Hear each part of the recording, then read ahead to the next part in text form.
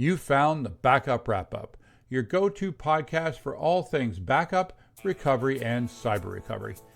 In this episode, we explore insider threats using the penultimate episode of Mr. Robot Season 1. We talk about Angela getting compromised through extortion. We talk about Tyrell getting fired and potentially going rogue. And also Elliot, who basically infiltrated Allsafe from day one.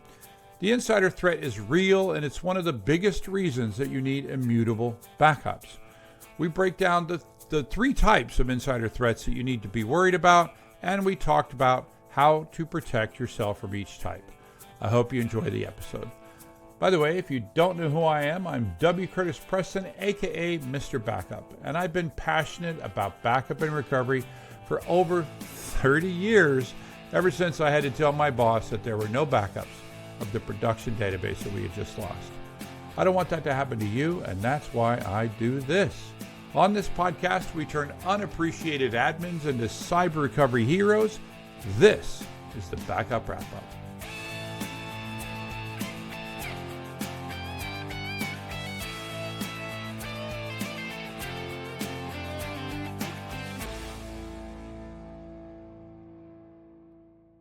Welcome to the show. Hi, I'm W. Curtis Preston, aka Mr. Backup, and I have with me a guy who I am 100% sure is not going to join me on my latest hobby, Persona Maliandi. How's it going, Persona? I'm doing well, Curtis. So let's explain to the listeners and viewers what your latest hobby is if they are not aware of it. Well, before I explain it, I'll just say that my daughter's reaction when she heard what I was up to was, that's totally an old man thing to do. And that is it's a tack on hobby. So I've been diligently walking for 2 miles every morning. I've been doing that, basically it's the first thing I do when I get up. And then what happened was I started seeing that there was just too much litter in my area. And you know what I have to say, after having driven around and seen other parts of San Diego, this area is not bad.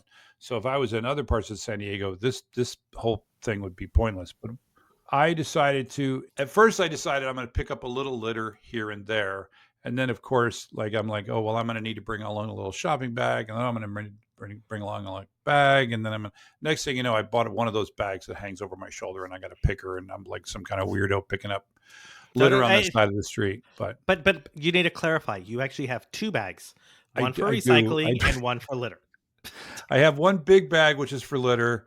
And then I have a smaller bag, which is technically what they call a foraging bag. It's like for doing mushrooms. And I don't think I'm doing mushrooms, but, and so that's the smaller bag is for the cans and bottles and whatnot. But, because if I'm doing this, I might as well, do that as well. Right. Yeah. And it's good though that it's sort of like motivation for continuing to go on these walks, because you're like, hey, look at these streets, they're clean. So I have one question. Yeah. Why is San Diego so filthy? I don't know. Why is it not? Is this not the problem where you live? So yeah, my wife and I, we were just walking, so we've started also going on walks, or at least trying to go on walks whenever we can, and we walk in our neighborhoods and take a bunch of streets, and we do the same thing, walk a couple miles, and we rarely ever see trash. Yeah, I don't see it in the neighborhood per se. It's when I go out onto the main thoroughfare. Okay. Right? College That's Avenue. Probably the difference. Yeah, because we don't walk in the main areas. We just go on the neighborhood residential streets, and there's little elements of areas where people clearly litter more, right? Areas where there's nobody looking, basically, there's no houses that are looking, right? So that's where people tend to, things like curbs and bus stops. Even though there's a trash can by the bus stop, people seem to litter at the bus stop. And that's because for people, right, this main thoroughfare you're referring to doesn't have any houses on it, doesn't have any businesses on it for the most part. It's just literally just a main thoroughfare. Yeah. And so, and the thing that I see that is a constant is it's all fast food. 90% of the litter is it's stuff that people bought on the way home that they probably shouldn't have bought, that their wife doesn't know that they're buying. And I'm just assuming this is all men. This is all men with their candy bars and their burgers and their French fries and their stuff based on the stuff, and a lot of cigarettes, a lot of cigarette butts. I'm not. I started when I started this. I started with the cigarette butts. Now I'm like, I'm getting the big stuff. I'm not. I'm not getting the little tiny stuff because Yeah. it's just too much. Well, and But even cigarette butts. Here's what I want to know: if you're smoking, it's not like you go home and you don't smell the smoke on you, or you don't enter the car and you don't smell the smoke on you. You well, know, I just think so just in general, it's easy to flick a cigarette butt out the window and not be mm, seen, right? Now, never mind the fact that we live in Southern California and everything's freaking dry, and you can start a fire.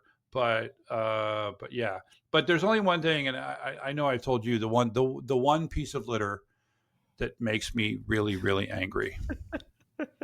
I do know which one you're referring to, and it has to do with something that I just did right now.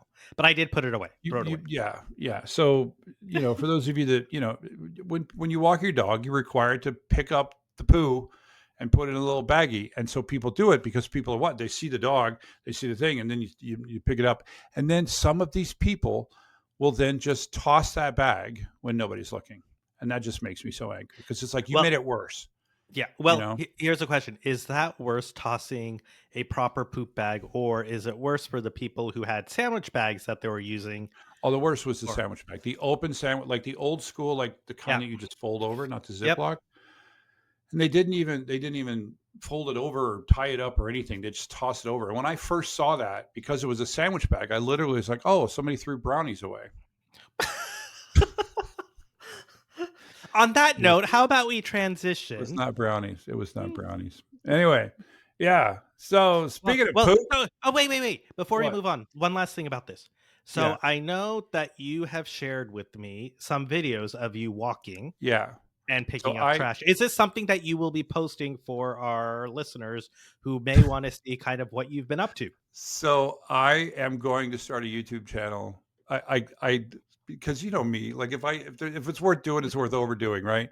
So I have a chest mounted camera looking down, and so I have a POV of me picking up litter, and I'm just hoping that I can create a YouTube channel like those like pressure washer channels where people Yep. watch the pressure, and I'm just Or hoping the that, mowing ones. yeah, like people will get some sort of vicarious joy out of seeing someone pick up litter. Um, I have a name for this channel. I'm not going to say it because I need to get Yeah. it registered first. But So stay yeah, tuned, listeners. stay tuned. Yeah. Anyway, the things I get up to, I tell you. Speaking of stuff I get up to, let's talk about. Let's see. What is the? This is we're up to episode 9, 1.8. Yeah, I think it's 1.8, Yeah, episode 9. yeah. It's mirroring. And I don't really know where that name came from.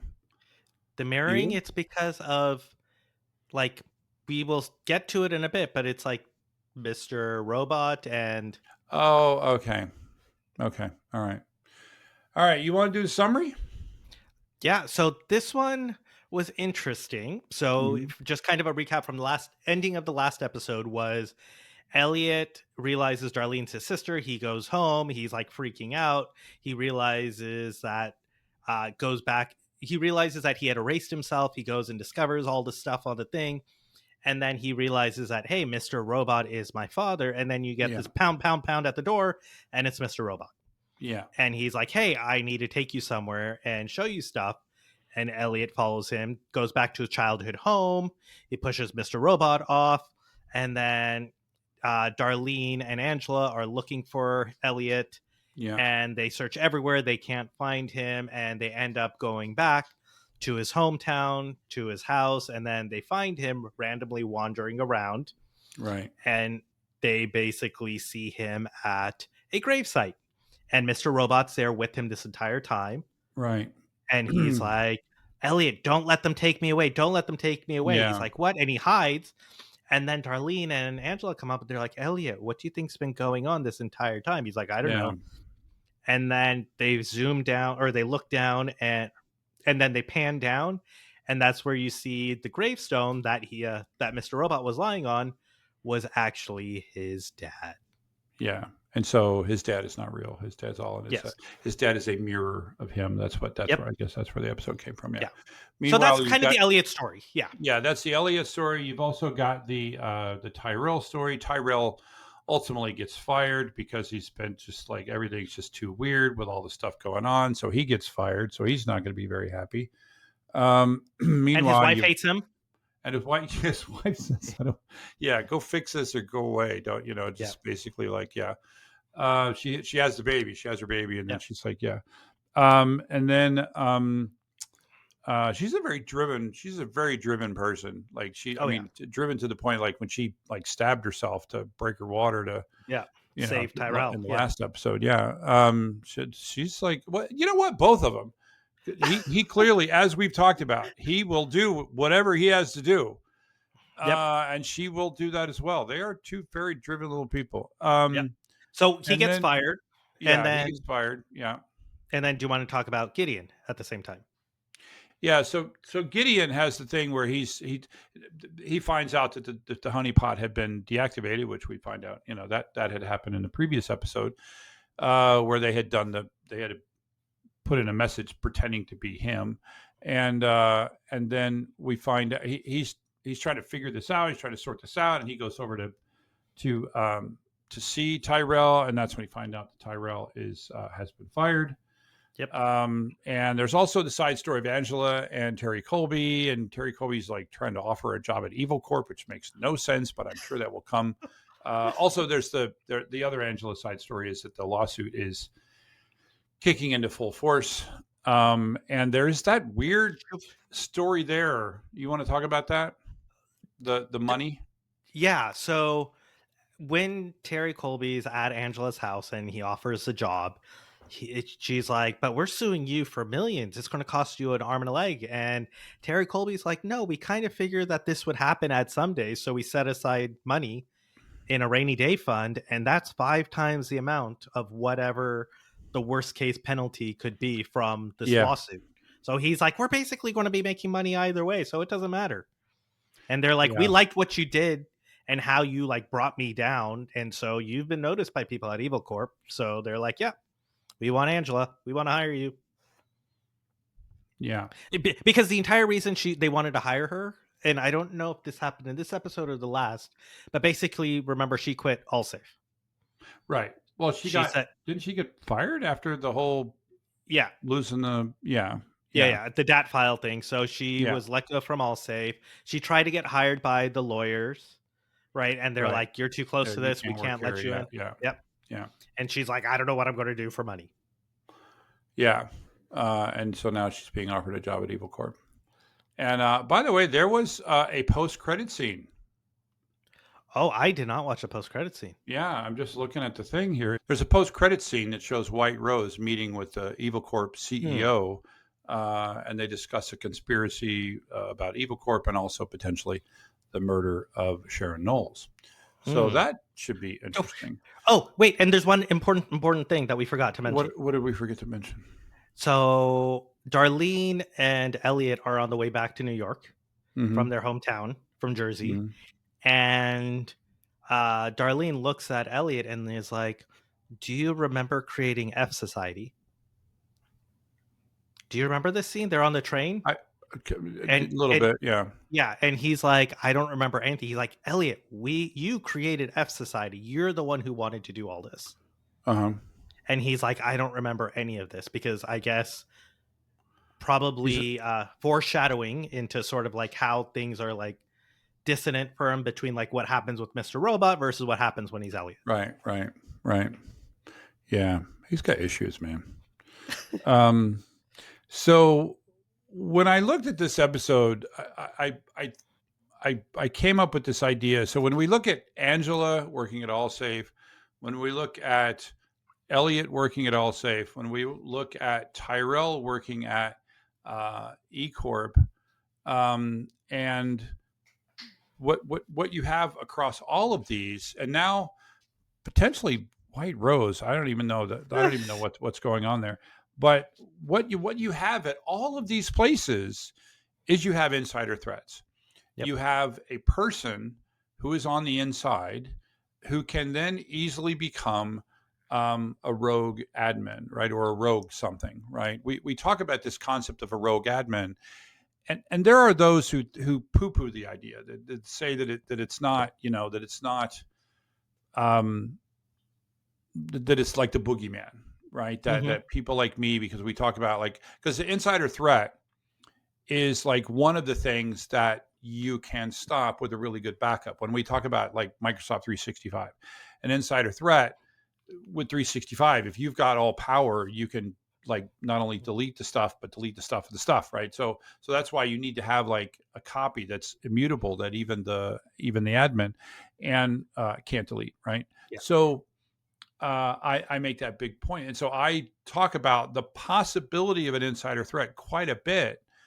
And I just thought that this would give us a chance to talk about that, and the different types of insider threats that you might have, and because you kind of have a collection of them here in this episode.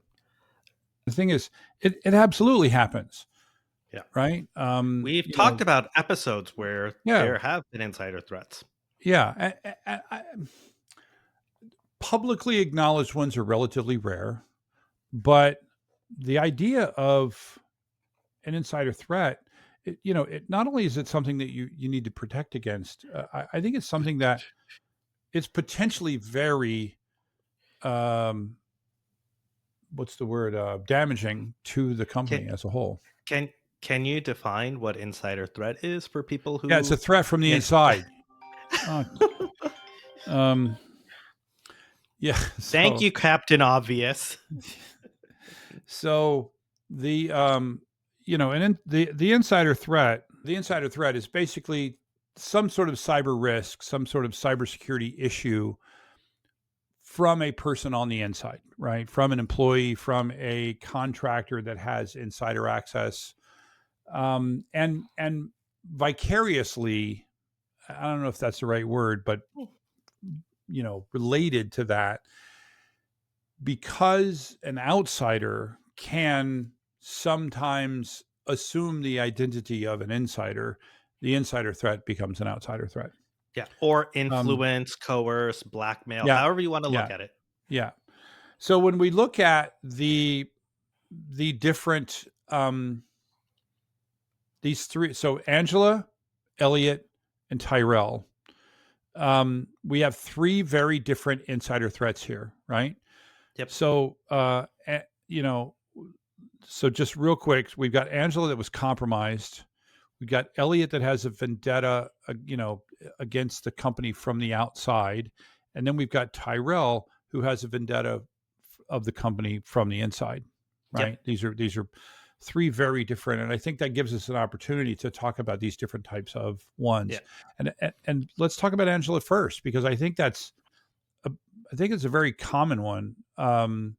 It's the one, because the other two sort of are, if you want to attack a company, you need to somehow compromise someone that's on the inside, right? Or one of the ways that you can attack a company is to compromise somebody on the inside. You want to talk about how Angela was compromised? Well, there are multiple ways Angela was compromised. So I guess the first, right, is she was compromised through Ollie when she was given the CD by Cisco, which then hijacked the webcam. Cisco the person, not Cisco the company. Yes, Cisco the person who works for the Dark Army, right? And he basically was threatening or blackmailing her by saying, hey, I'm going to wipe out your dad's financial records. I'm going to post pictures of you online and videos. And therefore, unless you do what I want you to do, then everything's going to go out there. Yeah, it was a multi-pronged extortion attack. Yep. Right. So, we have compromising photos and videos of you, basically naked. Plus, we've got all this financial information that if it gets out, you're financially ruined. Didn't they bring their father into it as well? Well, it was because she had transferred money using her father's account. Right. And so they also had her father's information as well. Right. So they're going to basically steal all their money, all her money and all her father's money. Yeah. And let's just talk about that. When we talk about the second type, there's a well, actually, let's talk about the second type first, and then I'm going to go back and talk about this thing. When we talk about this first type, this can happen from a variety of things. It can be a person who's compromised in the way that Angela was compromised. It can also be a person who's compromised because their identity was stolen, right? Yep. They're compromised in just a different way. And if an outsider has the access to an insider, right, and can thwart the MFA stuff that we've put up or other security mechanisms to prevent that, they are then given the powers, both good and bad, of that insider. And so this is basically what is currently happening with, I don't know if you're familiar with, let's see if I get it right, Shiny Hunters and Scattered Spider. Right. This is the current attacks that are going on against Salesforce instances of corporations where they pretend to call into the help desk and ask for a password reset and use social engineering to then gain access to an insider, to then gain access to another insider, and then take over and exfiltrate data. Yeah. So that's one type of insider threat. Go ahead. And now I know you're going to talk about the other insider threat, but like Angela had multiple insider threats, right? Yeah. She was multiple threats as an insider, right? So the first is where she was unwillingly compromised. Right. Right. The second, though, is where she purposefully did something. Yeah. Right. That she basically was like, screw it, I'm done. And yes, even though she was sort of forced to do it, right? And this is where she took the CD that Cisco gave to Ollie and told him to upload into AllSafe, right? That the Dark Army gave him. And she went in early in the morning, put the CD in the drive and said, yep, I'm going to load this. And that's where the Dark Army then gets a foothold into AllSafe. Yeah. So she basically becomes a true insider threat at that point, right? Yep. So the second one, and I think that actually the second one I want to talk about is Tyrell.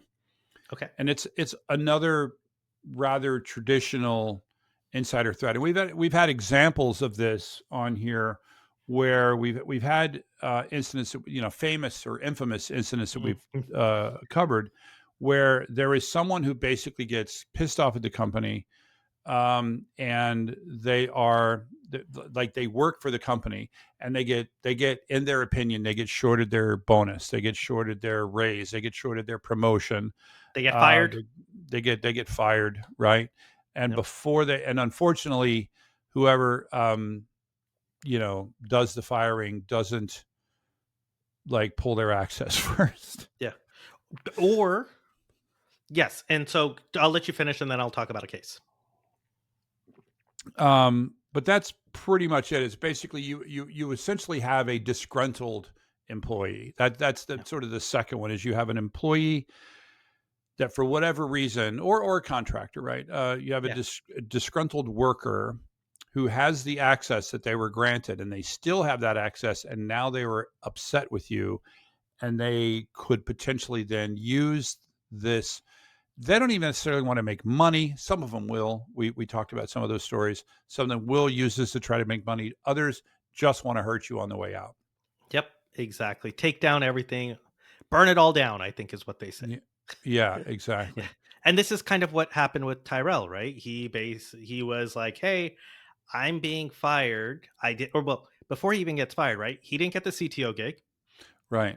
Right. He was super pissed about that. He was being investigated for the murder of Sharon Knowles. Go figure. Right. He was investigating sort of this rogue server on the network. He canceled Gideon's instructions to have the honeypot active again. Right. Right. And then he basically gets fired by the CEO. Yeah. And he's like, I put my life into this company. How dare you fire me? And then what does he do? Well, and his reaction basically to CEO, it's funny, I've seen situations where, I've been around a minute, and I've let some people go. And sometimes when you let them go, they burn things down on their way out. Right. Yep. If they're cyber type people, if they're IT type people and they have access and they're unstable, they could do some really damaging things. If they're not IT people, they tend to go try to file lawsuits and stuff like that. So Speaking of this, I just read in the paper, I think it was last week the sentencing actually finished, but there was an IT worker who basically got fired from his company, but he had a logic bomb built in Yeah. that basically would look up his LDAP or his Active Directory name to make sure he was still in Hmm. the system. And if it wasn't in the system, it would basically go and delete a bunch of things. Right. And Yeah. they basically, it deleted a bunch of things, caused a bunch of issues, but he was charged with cyber crimes, right? And destroying company property. And I think he was just sentenced last week. I think it was 4 years. Yeah. And one of the reasons he was caught is on his work laptop, he was searching for like how to hide prompts or how to hide daemons from being detected and how to issue Windows PowerShell commands to do blah, blah, blah. So, Yeah. Yeah. not the smartest cookie. Not the smartest cookie. Yeah. Just for the Tyrell thing, though, right? You said he was super pissed at being fired. And Yeah. so in the episode, right, he goes to Elliot's apartment Hmm. and he's like, hey, I told you we were going to work together. Show me what you're doing. Yeah. And And so Elliot now he's takes going him to back. become the third type of Yep. insider threat. Yeah. Yeah. Yeah. And do you want to So cover the third type? yeah. So the technically Elliot. Well, yeah. So Elliot, I think, like we're still figuring Elliot out, right? But I think technically Elliot was the third type, and then he became the second type because, like, he got a job because of the being the third type. So the third type is a person actually outside of the organization who develops a vendetta against the organization, whether it's just purely financially motivated or it's literally, like in the case of Mr. Robot, they want to take down Evil Corp because, well, they're evil, right? Yep. And we don't yet have any backstory as to, well, no, we do have some backstory. Sorry. We do have some backstory about that he specifically could have some issues against Evil Corp because of, His the dad. stuff that we found out, the death. Yeah. Yeah. Yeah. Um, and so you need to have some kind of vetting process to look for a Mhm. person who's actually an outsider trying to become an insider, right? But it's hard though, Yeah, it's hard. right? Yeah. Because Background how checks can don't you, show everything. and even especially during the pandemic and now with a lot of remote offerings like workplaces, right? It's hard to actually go through because how do you know who you're hiring is actually who you're hiring? Yeah, especially with AI now. And yeah, Yeah. I saw a thing, and it was something about this guy used an AI video clone of himself to do an interview. I'm not surprised. Yeah, yeah, that'll be more and more. It's sort of like back during the pandemic, and these smart students had figured out that they should put reconnecting on their. Ugh. um, so let's talk about the ways that how can you respond to an insider threat, right? So the best way, I think, is a proactive way, which is to the concept that we talk about a lot is that is the concept of least privilege. You want to talk about that? Mhm. Yeah. So this is basically saying if you don't need access to something, don't give people access, or to state it a different way, only give access to what a person needs in order to do their job and nothing Yeah, more. yeah, exactly. It's a difficult cyber principle to enact. It's so much easier to do the opposite of that, right? Yeah. To go back in the day, basically there were two people. There were people who didn't have root, and there were people who had root. And people who had root were all powerful. There was no RBAC, there was no role based administration controls, right? You either had root or you didn't have root, and the root password was the same on everything. I mean, it was Yep. just crazy back in the day, right? Mm. But that has definitely changed. You give Yeah. people different parts of the job, and I know I've given this accent or this example before, but the best example of how not to do this is that hospital in, I believe it was Portugal, and this was an Mm. EU GDPR violation, where they give every employee in the hospital the highest level of access in the hospital was doctor, right? They gave everyone doctor access because it was easier. Yep. Including the And maintenance people. including the maintenance people. And so that was when the GDPR fined them, because basically the GDPR had the council or whatever, I forgot the name of the governing body. They have the ability to be, lenient, or whatever the opposite of lenient, throw the book at you. And they decided to throw the book at you because they're like, look, if you had showed us that you would at least tried, but then you failed, they're like, you gave everybody you didn't care at all, right? Exactly. That is the opposite of least privilege. That is all the privileges. Yeah. And like, why don't you just give them surgical privilege while you're at it, I was reading an article this morning, and I actually ran across it on LinkedIn as a post, so not sure the truth or the validity behind it, but it basically said that someone was working at XAI, right? So Elon Musk's AI company, and they basically downloaded all the source code, uploaded it to ChatGPT or to OpenAI, and then quit the company, sold a bunch of stock, and now work for OpenAI. And interesting.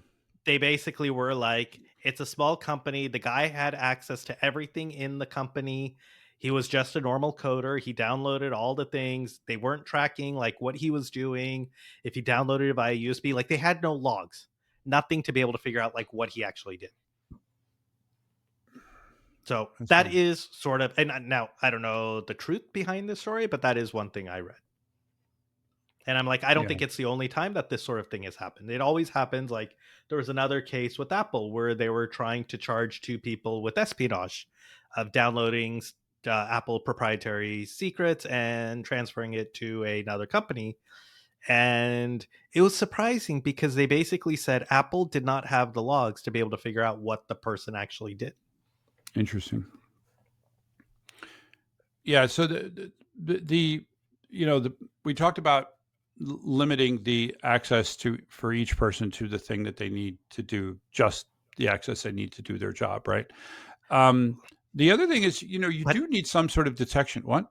Yeah, I was just going to say, the monitoring piece, right? That's the piece that you need to put in. You do need some sort of detection system, right? So this is where you're looking. This is where AI can help a lot, where you can look for user behavior, typical user behavior, and then you look for things that are outside of that norm, right? Before monitoring, though, I think there's two aspects. One, like you said, it's the being able to detect patterns, right? And look for anomalies, like you said. But I think even more importantly, it's just having the logs itself, right? Capture the fact of like what people are doing. Because if something happens, you at least can go back and figure out like what happened, versus if you don't even have those, you're screwed. Yeah, I was looking at, CISA.gov, CISA.gov has a really nice, and I should link to this, a really nice white paper called Insider Threat Mitigation. And they had some interesting stats here. And they were saying that 58% of those who, there were 42 computer system sabotage incidents during the report period here that they're talking about. And they're saying that 58% of them communicated some sort of negative feelings, grievances, or whatever, prior to that. 92% of those were verbal, by the way, which is interesting, right? And 31% of them, they had basically, this is the weirdest part, is 31% of the time, someone had knowledge about potential plans that the and did nothing. had, and did nothing. Yeah. 64% was of coworkers, 21% of friends, family members, and then 14% someone that was involved with the incident. So so one of the things that CISA, the point that CISA is making here is the see something, say something, right? Yeah. If you see someone who looks a little on edge, right, tell somebody, right? I'm a little worried about Steve. That's my random name that I throw out.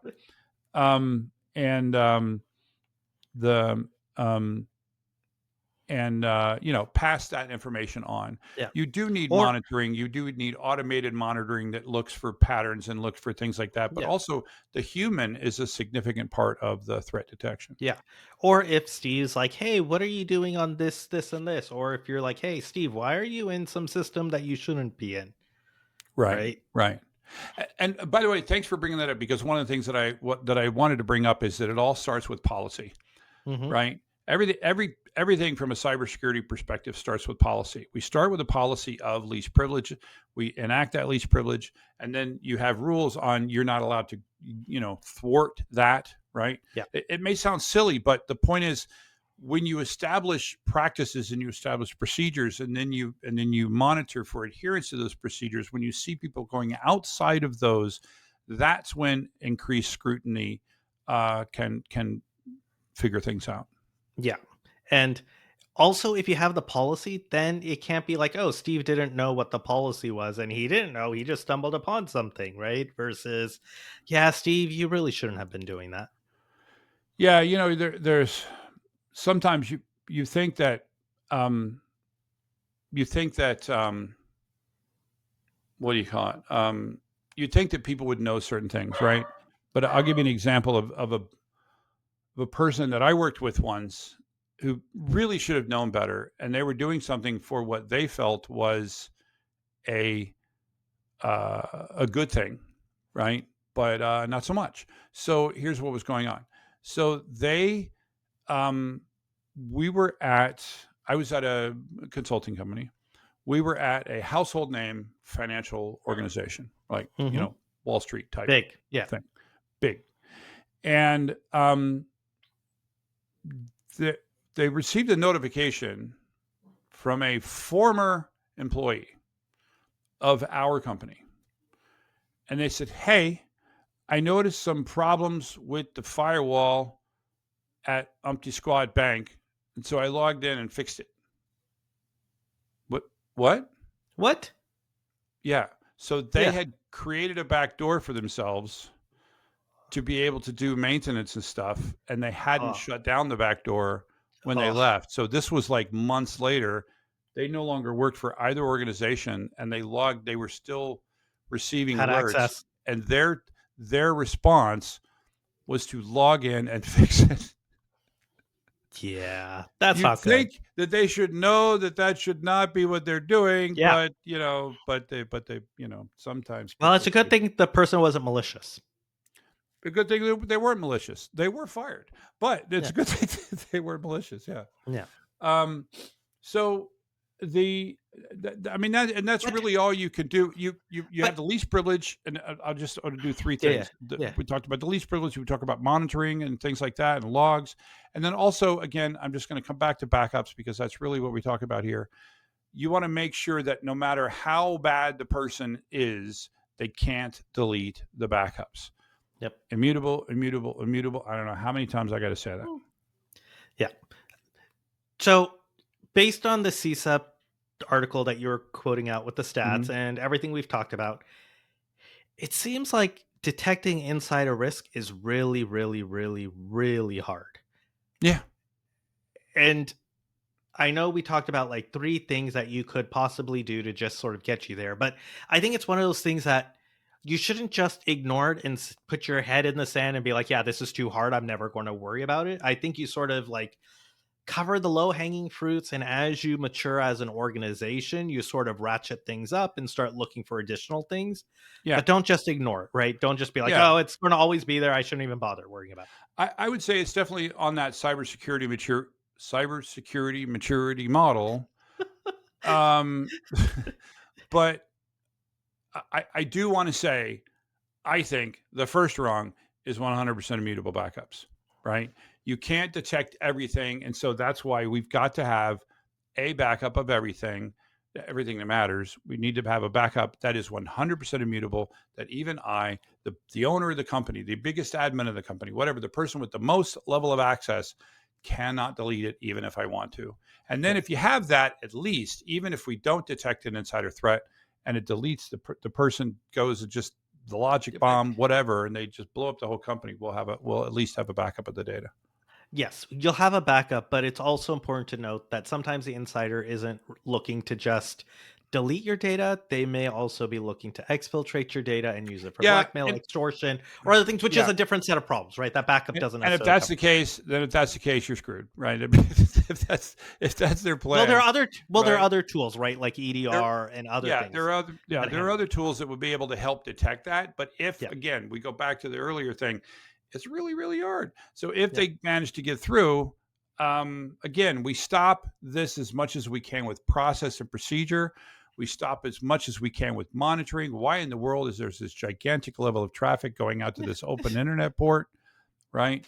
There was some really interesting conversations when we had Dwayne on here when he talked about, listen, why would I go through port 80 when there's this giant door over here? You know, like why would I?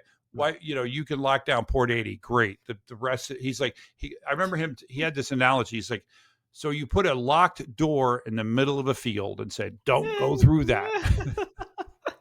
Yeah. It's like, Yeah. dummy, I'm just going to walk around. Yeah, I'm just going to walk around.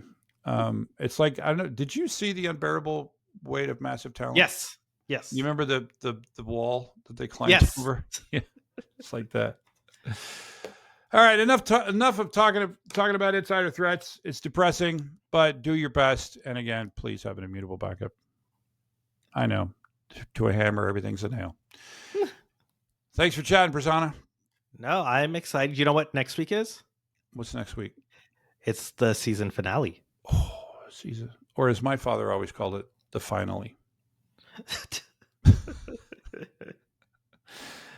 And what he always liked to if we were watching a finally, he would want to eat he would want to eat spinach quickies. Oh, this is my father. This is the you know, I am his child for sure.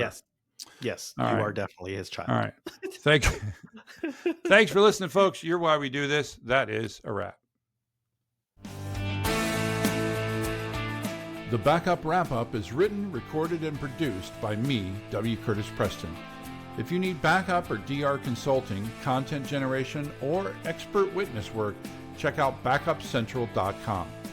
You can also find links for my O'Reilly books on the same website.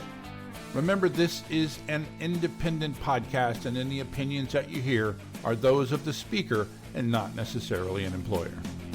Thanks for listening.